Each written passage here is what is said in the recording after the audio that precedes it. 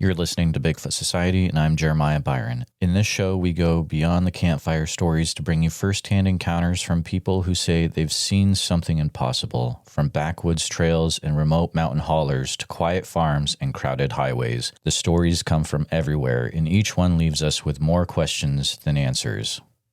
These are the voices of the people who've lived it, so settle in, because today you'll hear another account that just might change the way you see the woods forever. So stay with us. All right, Bigfoot Society, you've got the privilege of talking to TW today. TW is a hunter in the great state of Oregon, and we got connected as TW's got a very interesting experience to share.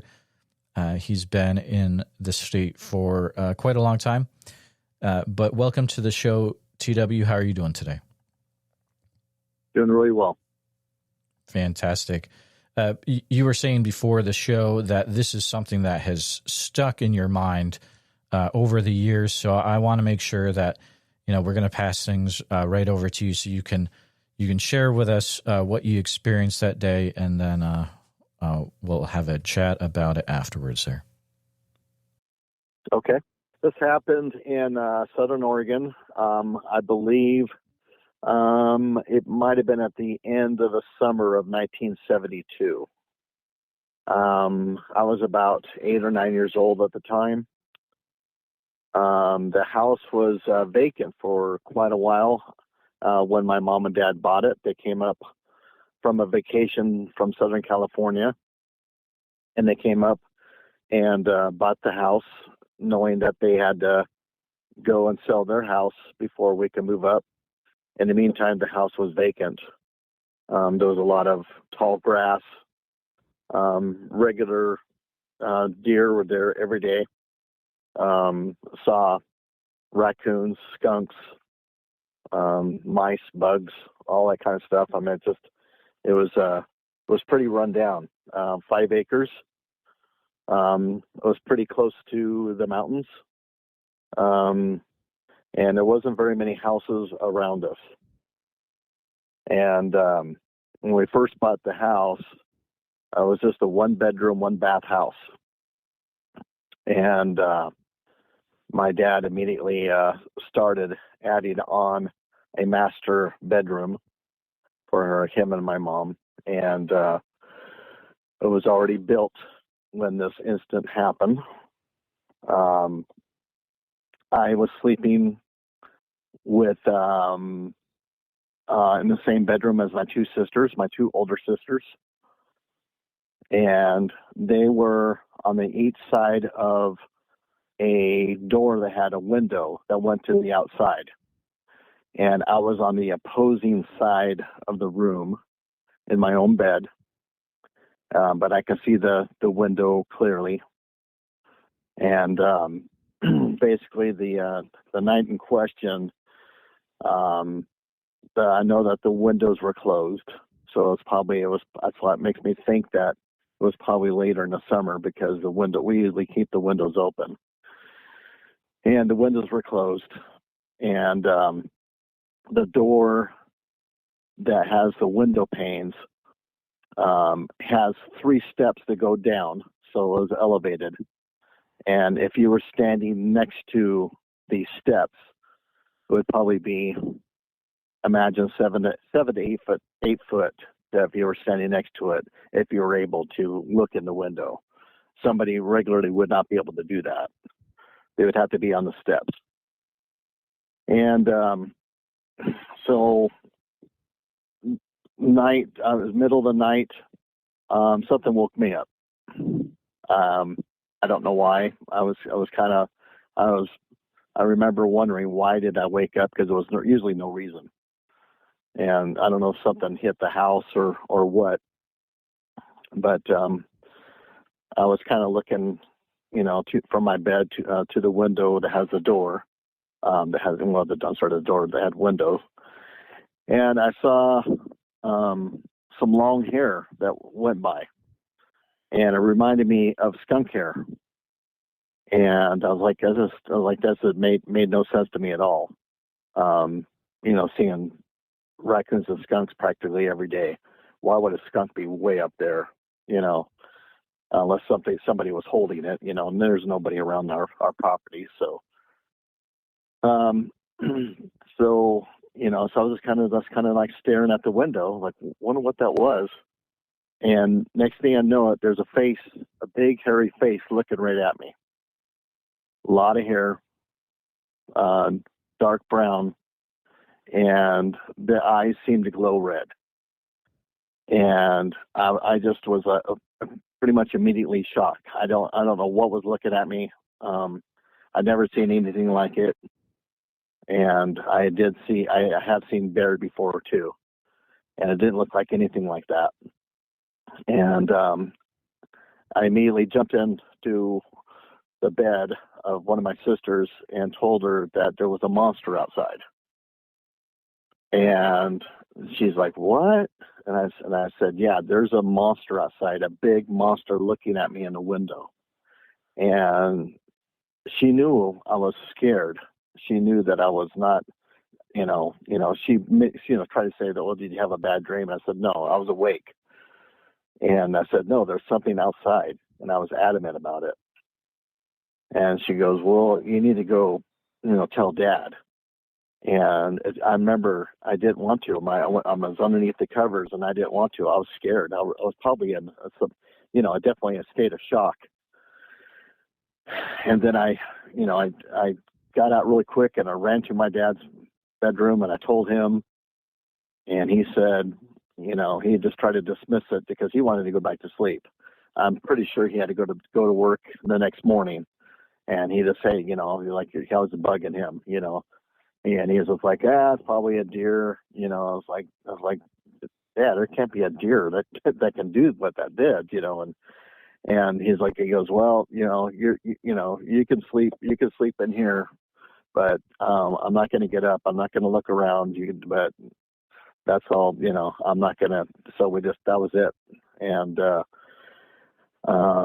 I went to sleep with my mom and dad that night, the rest of the night. And the next day we went out looking for footprints, and there wasn't, because the ground was really hard. It hasn't rained for quite a while, so it was definitely sometime in the summer. And I think we heard like a week later that right up the road, actually into the mountains, there was a granite pit, and somebody saw it running. They said a Bigfoot that ran through the granite pit the week after. And I said, "Oh, that must have been what was looking at me, was a Bigfoot." I didn't know what a Bigfoot was. This was 1972. There was nothing on TV that was anything like it. And I'm pretty sure it was before any kind of thing on TV was about Bigfoot. So I didn't know what Bigfoot was. So that's what made me think it could have, definitely matched the description. And, it makes sense that it would come back there, not only where there was a lot of deer, but the house was vacant for quite a while. So I imagine it was probably somewhat of a regular, that's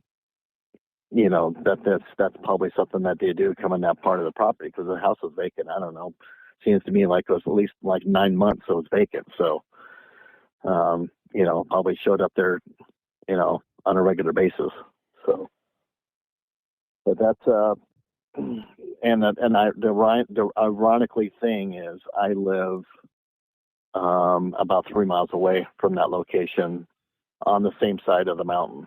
So, and, I'm a little bit farther away from the woods, but I see deer. There's deer quite a bit on the property I'm at right now. So yeah. So there's still a lot of wilderness that's not too far away from where this happened. So, but that's basically it. That is so very interesting. I definitely have a few questions for you about your sighting. When you said skunk hair, then are you also referring to the color of it? Yeah, it was more black hair, but it's basically the way that skunk hair out how long it is, and that's what when I first saw it, that's what I first saw, the long hair that, there's that, I'm just trying to remember if there might have been a light out there that it could have been the moon, but I saw clearly when I first I saw long hair go by the window, and it just reminded me of skunk hair. It was definitely dark in color, but it was kind of like almost like the texture, how long that hair is and how the texture is. That's what it reminded me of. Gotcha. You said you saw the eyes glowing red as well. Were you able to see the eyes themselves too, or did the red eye glow kind of overpower that? Just the red eye glow, because it was dark enough where I could barely see a face. It was kind of like and it was kind of like a emotionless face but I did see the eyes, but it didn't make any expressions at all when it saw me, and it saw, I know that I screamed, and it kind of reminded me, I would say, of a orangutan type face. It was kind of like big like that and emotionless. It was just looking at me, and so I don't, if I was to guess, I would say it was a female. Looking at the pictures of orangutan faces, they definitely are very interesting. The males have almost like the goatee at the bottom. They have like the large fleshy area around the sides of the face. Did it have anything like that would have made you say, okay, this kind of looks like an orangutan? It just had a big face, and it took up a lot of the window, and it was like I said, it was like emotionless. There was just no emotion.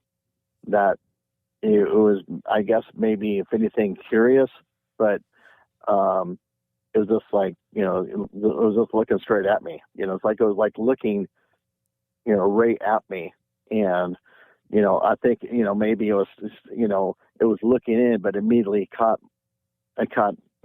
me looking at it. Sure. So so like I said, something woke me up, and it might have hit the side of the house or something. But yeah.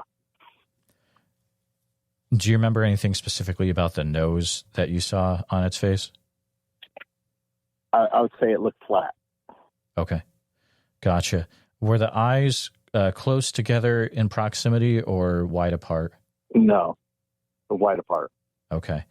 Imagine you're looking at the face and the lower part of the nose, and then kind of the top part of the lips. How much of a space is between those two things? I couldn't remember that much, but I do remember the flat nose, and I didn't see any kind of movement with the mouth. There was no movement, so I really couldn't tell where all that was.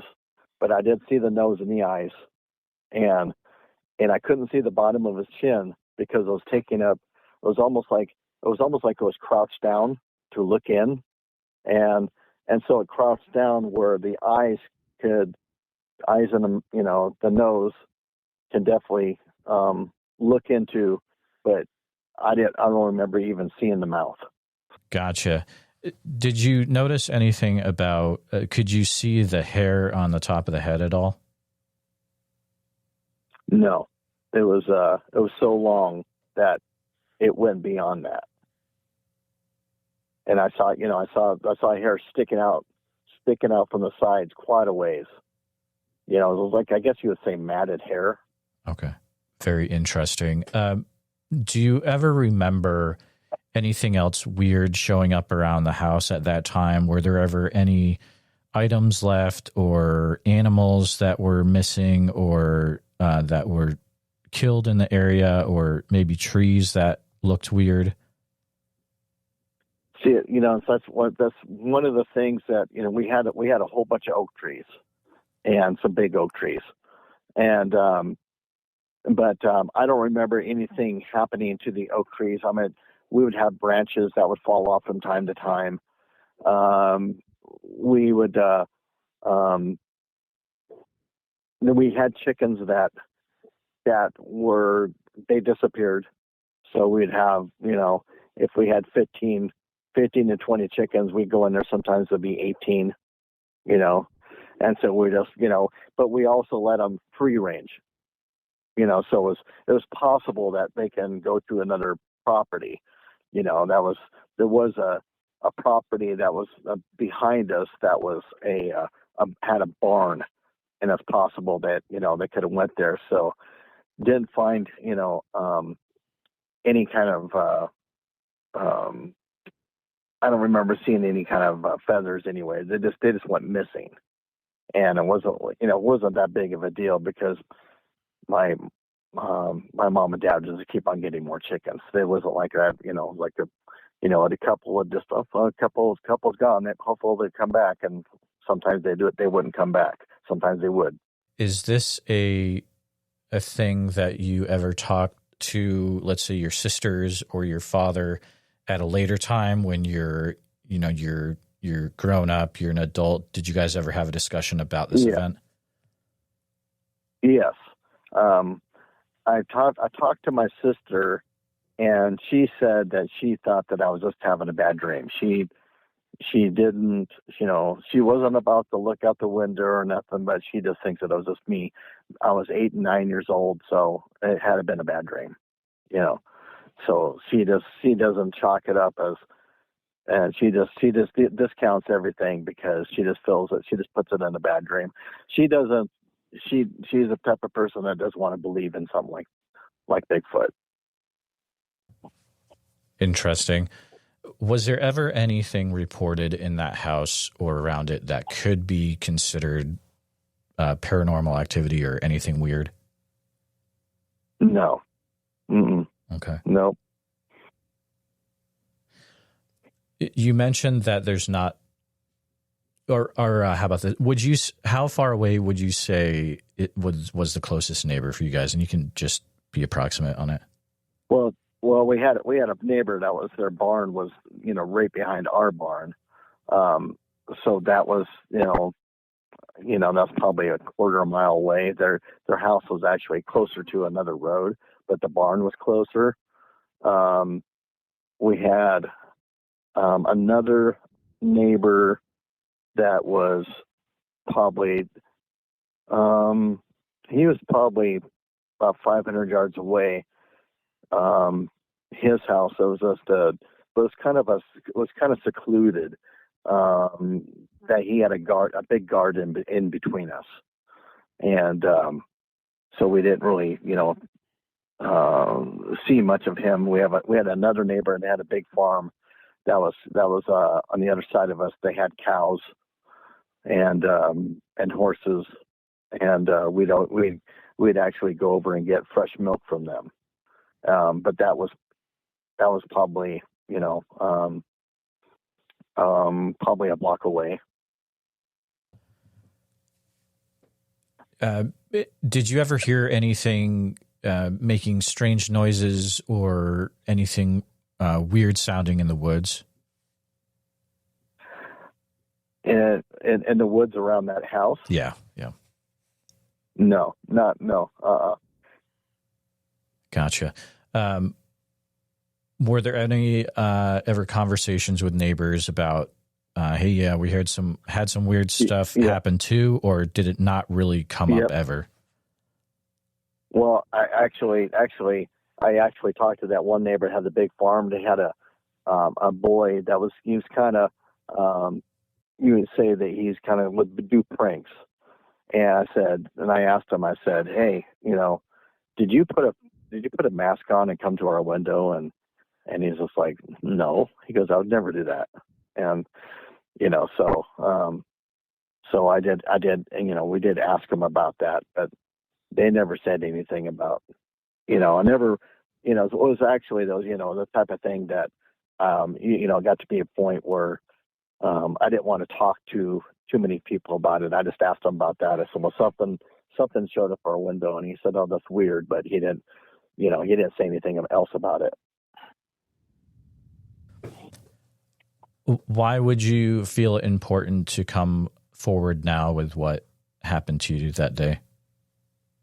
Because I see that it's one of the regular things that Bigfoot do.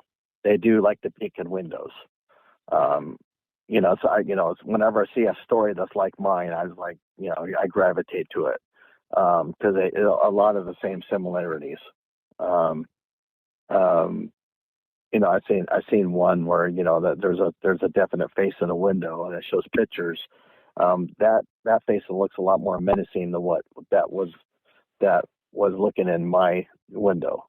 Like I said, that's why I feel that it was probably a female, because it wasn't menacing. It was more like I said, I had a blank stare, emotionless, and it was kind of like curiosity, more on the curious side. Absolutely. Did this affect you in any ways growing up as a young child or high school or anything like that? Well, it made me more aware that that became, from not only a believer, but a knower. So it made me more aware of that there's something else out there, because I knew when I saw it that was real, and that's something I've never seen before. Have you ever experienced anything strange when you've been out hunting? Absolutely. Okay. Is that anything that you would be able to share also in this interview? Sure. Okay. I can, there's an area that's, I would say it's by Prospect, Oregon. We've been hunting it for this area for 40 years. It's probably 50 square miles of wilderness that we know it very well. It's mostly known for elk hunting. A lot. I've got some deer off of there. I got an elk off of this area, and my dad got a deer as well. And we had there's definitely things that happen.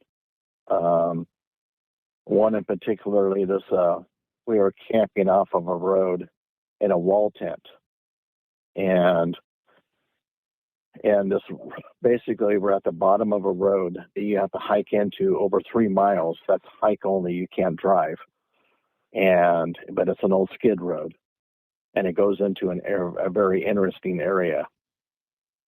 And we found elk bones back there, not like something, not a hunter would leave the rib bones and all that kind of stuff. So we found lots of different bones up there. Never really had much. We really didn't have much go on before, but this our first instances was in the middle of the night. We heard a big whoop. It was a real high. I say when you listen to a howler monkey, it sounded a lot like a howler monkey, and I knew. And we were really tired, and it woke me up out of a cold sleep, and it was definitely, indicating that it knows that we were there. And my thinking was when that happened, not only was it primitive, but I felt that it was kind of on the younger side because of how high it had really had a high whoop. And so that was one of the things that happened. Also, We found some of the tent stakes were pulled up. That's when we went to go pack. So they came right behind the wall tent and were pulling stakes. There's no hunters around there. It's a pretty remote area. And one time my dad was on the same, he was actually farther away. It's probably at least 3 to 5 miles away. And he went into this area and he was leaning against a tree. I think he was laying down, leaning against a tree, and a pine cone goes flying past him. And he said it wasn't just a pine cone; it was a silver tip pine cone that was hard, and it probably weighed at least a half a pound. And if it we found it. We found it the next weekend, and it was hard. And if it would have hit my dad's head, he probably would have knocked him out. But it went past his head. It didn't go drop down. It was thrown.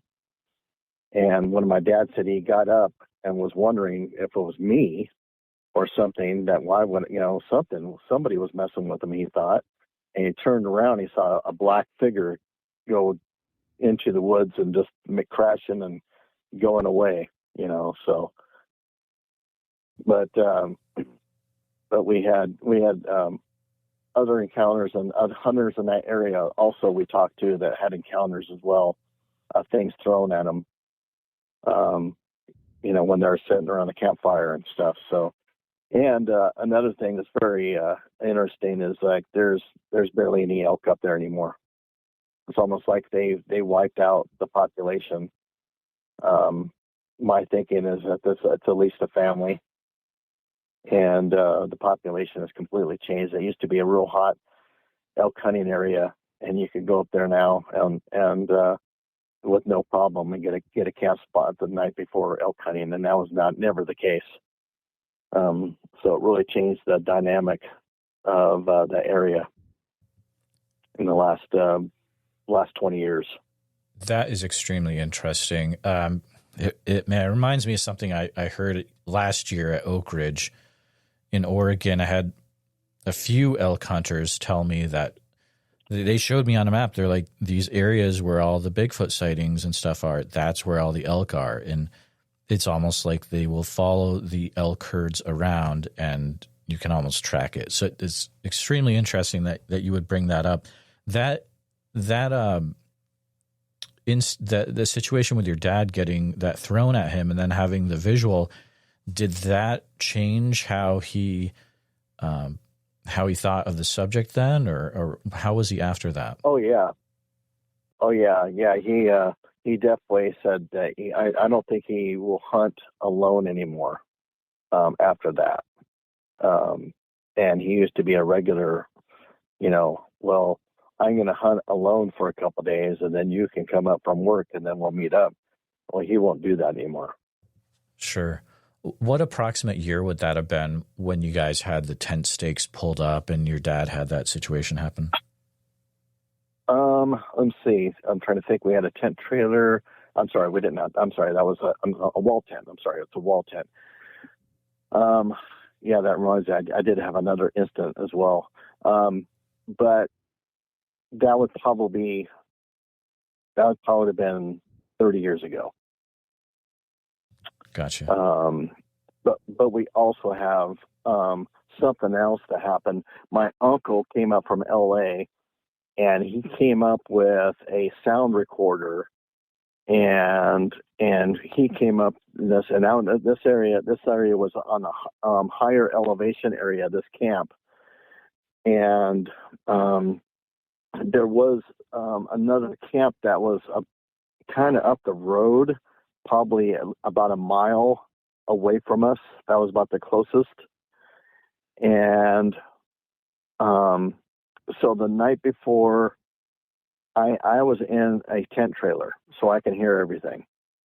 And he had his recorder put on the hood of the truck, so they'd record anything that's walking around or anything. And the next morning, I told him, I said, I heard two knocks. I was not too far away from here. And sure enough, well, he found there was 3.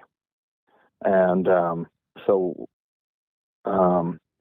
that night he decides to start making Bigfoot howls and everything. And my dad didn't like him really doing that. He goes, I really don't like it them to come visit us.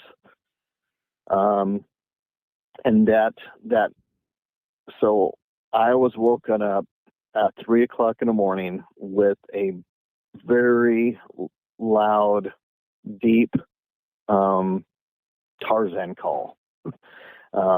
And it was like, woo! It was like really, and when I heard it, I was like, there's only one thing that can make that noise. But I was in a tent trailer, and we had it set up that if there was anything that was gonna happen, that I was gonna hit my car horn. I had a remote for my Jeep Liberty, and I was doing that, and I couldn't hear any movement from my uncle and my dad, but I want to let them know that I'd like to have one of them come over and get me, and we need to figure something out, because I knew when I heard that, I knew that I was going to be coming in. I don't know why, but I just knew that it was going to make a visit. And so then I had to hit my remote to turn the alarm on. And then my uncle said something's going on, with me. And so he got dressed and came over. And by the time he got dressed and came over, something behind the trailer was urinating, and it was loud.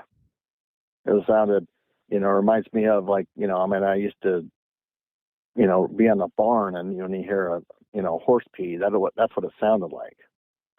And when my uncle showed up with his gun, I said, "Did you go to the bathroom before coming in?" He goes, "Well, I did in the trailer." And I said, "No, what I heard was not in the trailer." And I said, "Well, they're around here." And so I went back in, told him what I heard and everything else. The next morning we went out, and he took pictures of a bunch of footprints. Oh, and I'm sorry, there was another thing. Before I went in the trailer, I looked over my Jeep Liberty, and the passenger door was wide open. And that means something opened my door. And because there was no way that I would leave it, like that. That's where I had my gun, my hunting gun. And I said, well, something was here. And the next day we found a bunch of footprints. Wow, that quite the interactions in that area. That's also in the Prospect area as well? Yeah. Okay. Yeah, it's a Prospect area. Yeah. Yeah. What was the approximate length of the footprints that you found? I think he measured 16, I think it was like 16 inches. We found one that was pretty deep that we actually put a Pepsi can next to it, and you probably can put probably a little bit over 4 Pepsi cans that long. And we did find one deep, but the other one was it wasn't raining. It was in October. We didn't have any rain, and so but we did see definite bare footprints. You can see the toes, and my uncle took pictures of that. Gotcha. And by saying that, you're saying that not that they were footprints of a bear, but there was something not wearing shoes, because there were toes found. Yeah, definitely, Okay. definitely not wearing shoes, and it definitely was not a bear. Gotcha. Now, yeah, did anyone go to look at the area where there was that loud sound of urination? Well, unfortunately, it was just so thick back there that it was right behind, basically where it had. That was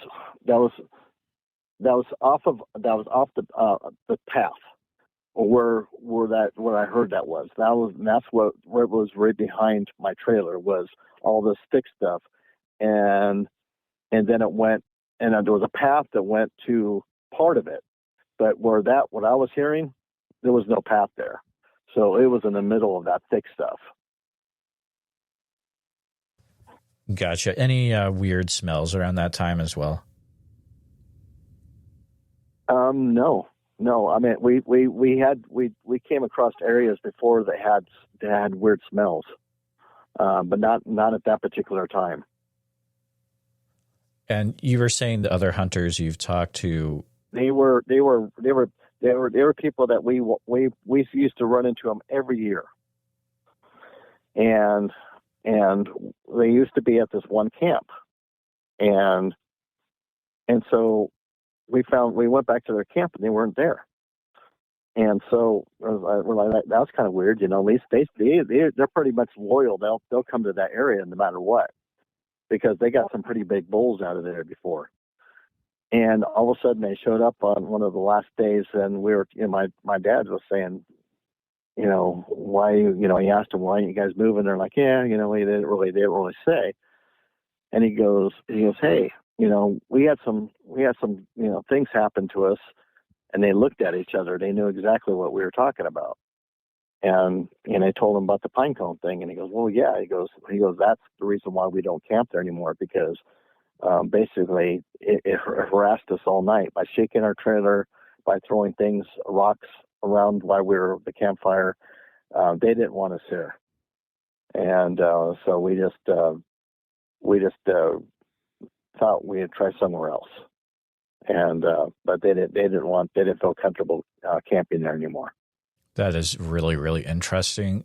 Being a hunter out there and being in circles where you'd be talking to hunters, is that something that it's talked about a lot, or do people not really mention if they've encountered what they think might be Bigfoot out there? I hear a lot of people saying they're trying not to make the connection. Those two guys, they actually have seen them before up by Diamond Lake. So it's not, they're very familiar that they're around, but they also are very familiar that they don't want to get harassed by them.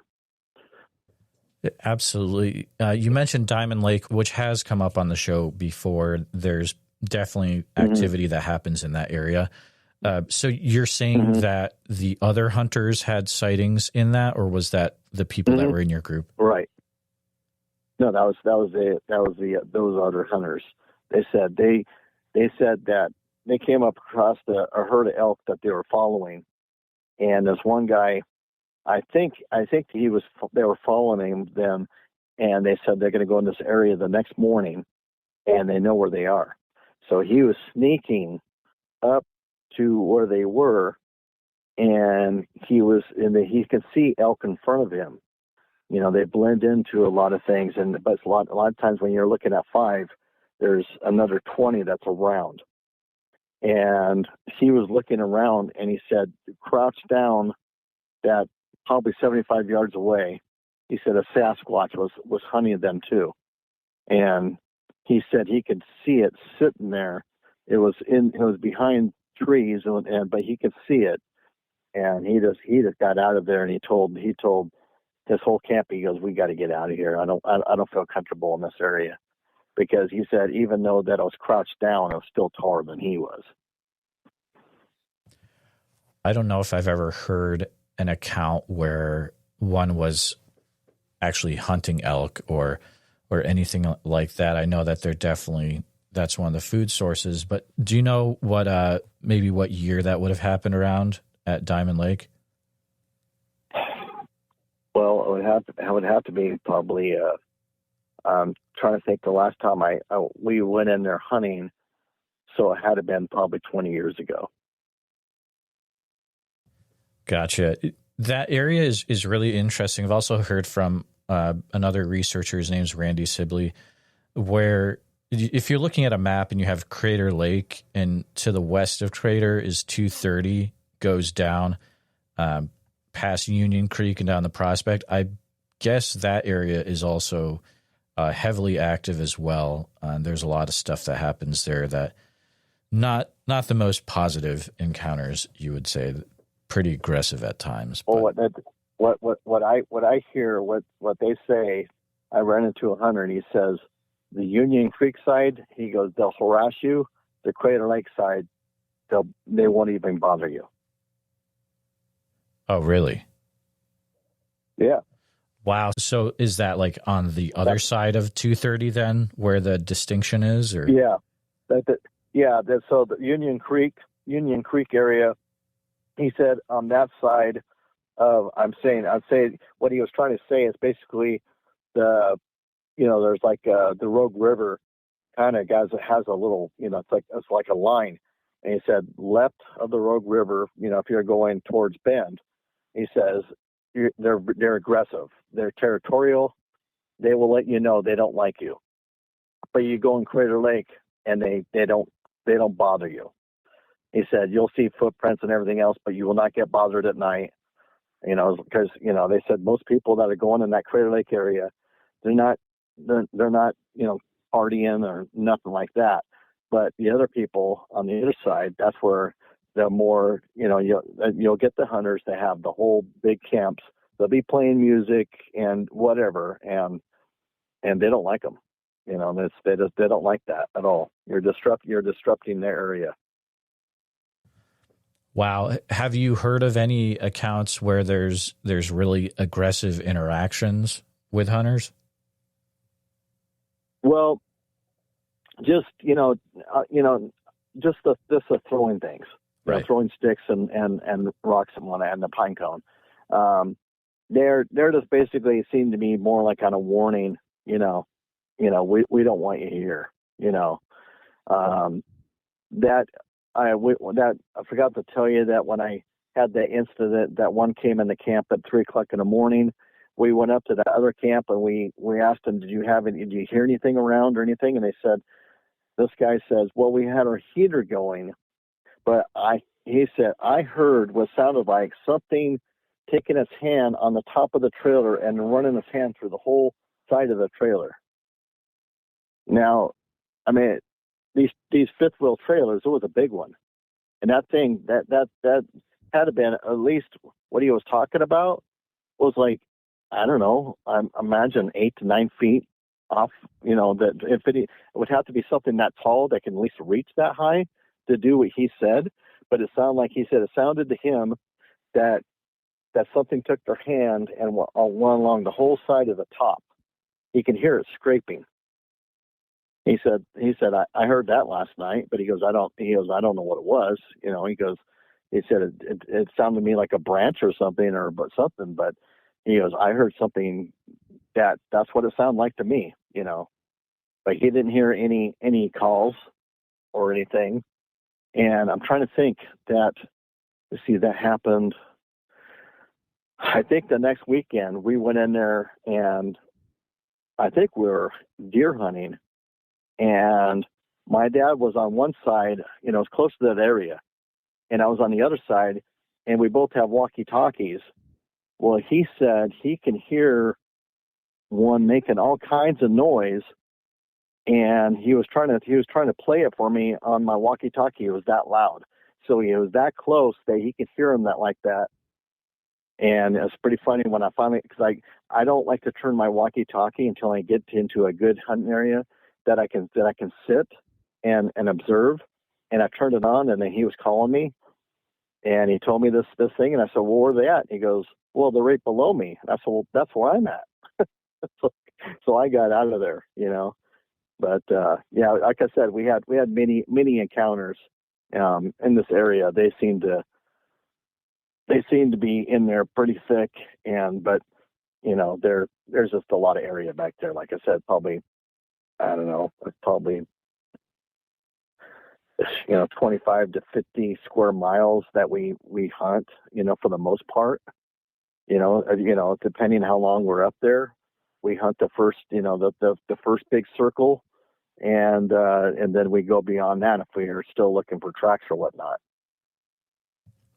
Wow. Those sounds that he was trying to get to come over the walkie-talkie, yeah. How would you describe them, would you think? He described it. They were making all kinds of vocals. He said it wasn't making one long vocal, it was making a whole bunch of vocals, And he said, I mean, we're talking, my dad back then was still probably, like early 70s and not the best hearing. Mm-hmm. So he probably wouldn't pick up a lot when somebody had better hearing, but he just said that they were making all kinds of vocally noises, maybe even trying to talk. He said he really couldn't make sense of what was going on, but he said they were definitely making a lot of noise. Wow, that's incredible. And that was Prospect area in the 90s? Yeah, it was, and it's probably an elevation where we were at. We're probably mostly in an elevation of from probably 4,000 up to, I mean, we can look over to see we can actually, where we're at, we can look over and see the rim of the Crater Lake. So we're up there, 66 to 7,000 feet maybe. So yeah, we're up there. Oh, wow. So yeah, you're out there, but you're also up there too, which is a perfect combination. My goodness. Yeah. This is some of the most detailed hunting encounter stories I've heard, especially the one that sticks out just because, you think about what can pull up stakes of a tent. I mean, has to have something. Yeah, has to be someone with a hand, right? Just incredible. Well, hand and strength, because we were having to. It was basically we're almost hammering these stakes in the rock, and that's what surprised us more than anything, is because I mean we had to really hit with a big sledgehammer to get them to go in all the way to the ground. And my dad asked me, he goes, "Did you pull these out?" And I was like, "No." And it's kind of a funny, but I think one of the things that brings them to me during the evening is that I snore, and I snore pretty bad, and it's almost like they're curious about it. And I can imagine that one when I was in the wall tent, and that one that made that's almost like a scream. He might have been really agitated by me, that might, because sometimes when I snore, I'm pretty loud. That's a pretty solid theory. TW, thank you so much for coming on. The individual that had the sighting up by Diamond Lake, do you think he might be an individual that would be interviewed about that? Oh, he had no problem, but we don't have their contact information. Okay. Well, if he hears this, yeah, he used to work at a local gas station. He doesn't, and pump gas. He doesn't do that anymore. Gotcha. If he's listening, he can definitely reach out. Email is bigfootsociety@gmail.com. Or if any hunter that has had weird stuff like this happen in the woods, guys and girls, reach out. And I'd love to talk to you. Hunters have some incredible experiences to share. But TW, I want to make sure that you were able to share everything that you came to the show to talk about today. There's only just a couple more things that are interesting in this area. One, we found completely different areas. We found drag marks. Now these drag marks are on like limestone, and what they do, and when they drag something, they're not dragging it down the road. They're dragging it from the woods, across the woods, deeper into the woods, and these drag marks are like there is no gravel, like 6 inches. So I'm thinking that's at least an elk, and it's being drugged, and it just completely wipes out the gravel on the road, and we've seen 2 of those. That's one thing that we noticed that area.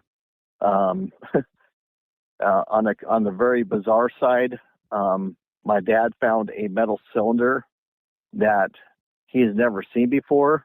He described it to loggers. They never even heard what he's talking about, and it probably weighed at least. He said he couldn't even budget, and he was going to show me the next weekend. And it was down, not down in an area where you could not drive.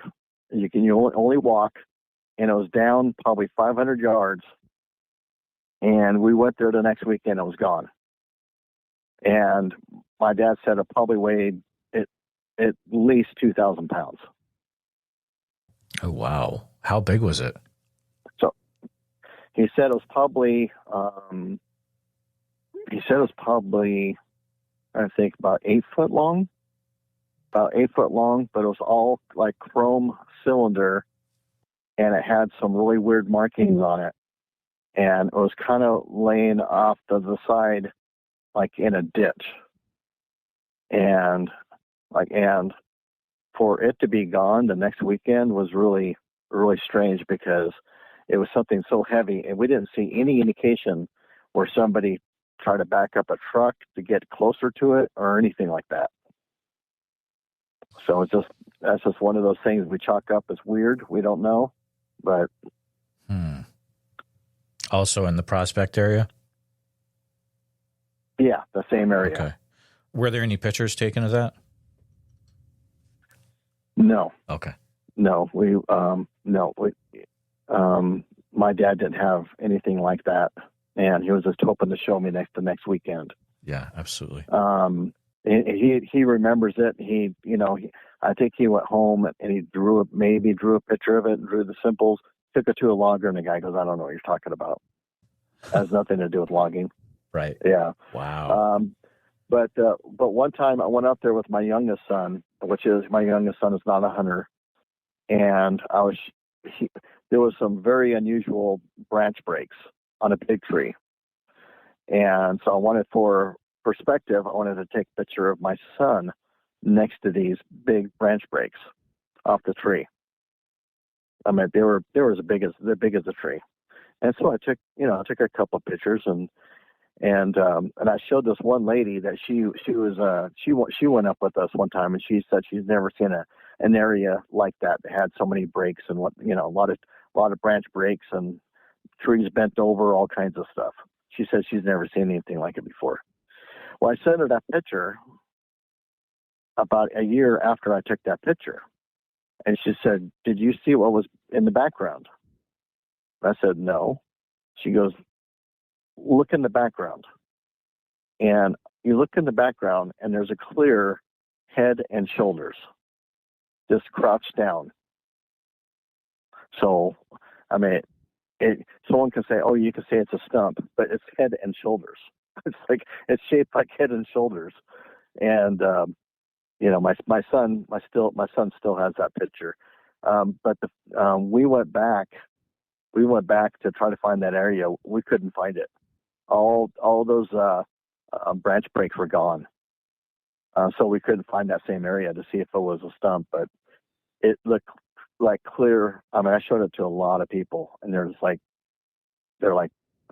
that's pretty clear. That's head and shoulders there. But yeah, it's an interesting area. And that's the one where I believe you also sent that to me on Facebook Messenger. It is, yeah. I can see it's on the left side of the photo. It's just wild. Yeah. It looks just like what you would imagine if you see something, just kind of front view of something hunched over and dark in the tree line. Yeah. Yeah. My goodness. I'm guessing that's a private photo, correct? Yes. Yeah. Have you ever experienced anything out there where you're like, this is not Bigfoot, but maybe, any weird lights or anything, balls of light, anything like that in the woods? One time I was in the area that's closer to Diamond Lake. I believe it's probably the same area where these guys were at before.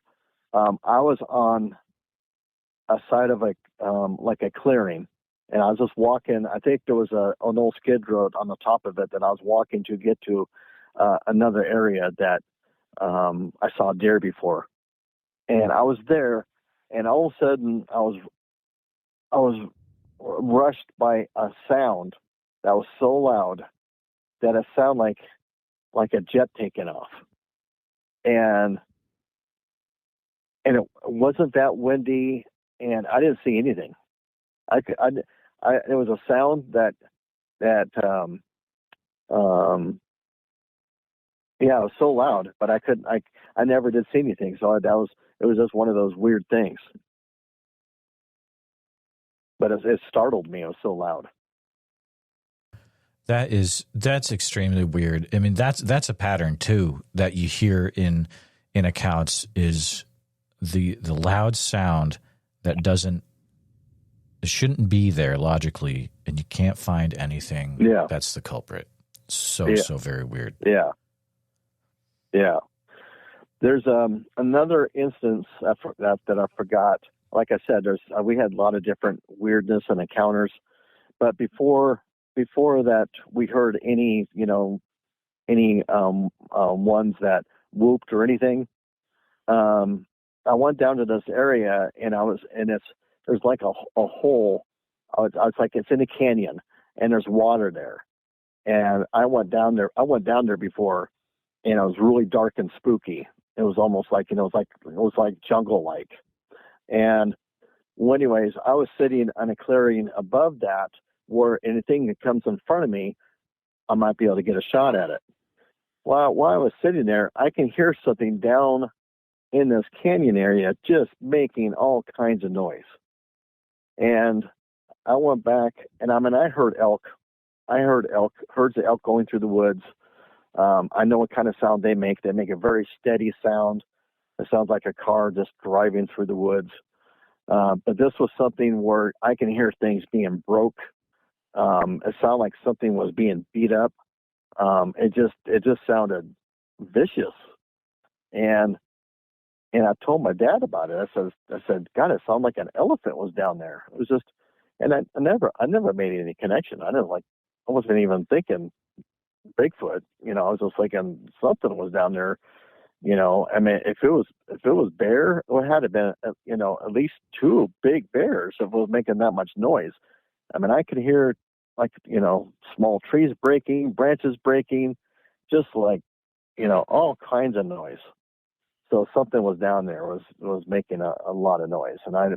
And there isn't that much bear activity to think that there would be two bear. And I seen one bear. I've probably seen just maybe one bear the whole time I was up there in the last 40 years. Yeah, there's not a big bear population, but something was down in this canyon making a whole bunch of noise. And I told him about it, and we just kind of chalked it up. Okay. I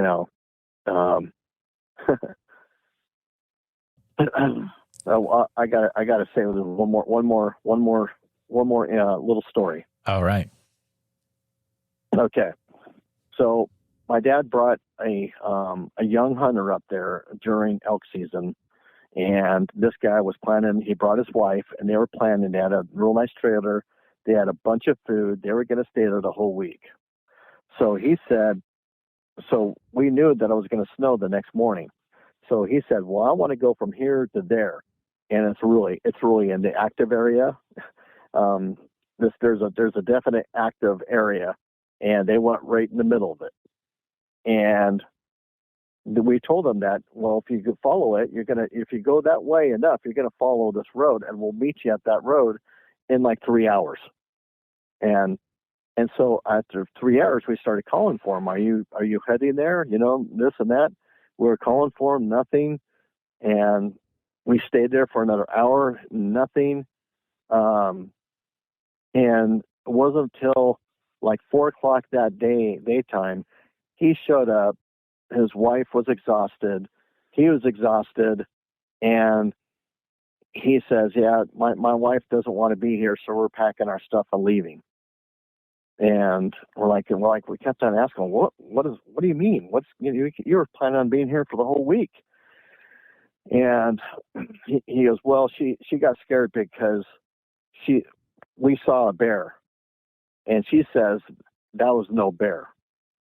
That was her immediate response. She goes, that wasn't a bear. And he kind of laughed. And we're like, well, why were you not responding? He goes, because I lost one of my walkie-talkies. These were high-grade walkie-talkies. These were, probably $80 a piece. And we're like, well, why don't you just call it and go get it? And he goes, no, it was just too much work to go through there. He goes, it's just better off that I'm just going to pack and leave. So, he lost a walkie-talkie. Mm-hmm. They saw something that he says a bear, and his wife said, no, that was no bear. And they packed up immediately and got out of there. Oh, wow. Oh, man, Prospect area. Yeah. That same area. Wow. Yeah, that area sounds pretty wild for sure. I'm going to have to keep an eye out for reports regarding the Prospect area. But wow, TW, I mean, you've got a wealth of stories from over the years about things that you've experienced. So I want to say thank you so much for coming on the show today. Thank you. Thank you for listening to this episode of the Bigfoot Society podcast. Every encounter we share reminds us that the world is bigger and stranger than we think, and that the truth is often hiding just beyond the tree line. If you enjoyed this episode, please be sure to subscribe to the channel on YouTube, hit the bell so you don't miss the next episode, and share this with a friend who's into mysteries, monsters, or the unexplained. And if you're listening to us on Spotify or Apple Podcast, please follow the show there and leave us a 5-star positive review, because all that helps more people discover the show. And remember, if you or someone you know has had a Bigfoot sighting, please, I'd love to hear from you. So email me at bigfootsociety@gmail.com and let's start the conversation. If you haven't gotten a chance yet, check out our membership community over at www.bigfootsocietypodcast.com. And that's where you can hear tomorrow's episode today, early and ad-free, and members-only episodes every week. Also, it's a place to connect with other people that are into the Bigfoot subject as much as you are. Thanks again for following along with the Bigfoot Society. Until next time, keep your eyes open, trust your gut, and never stop asking what else might be out there. And see you in the woods.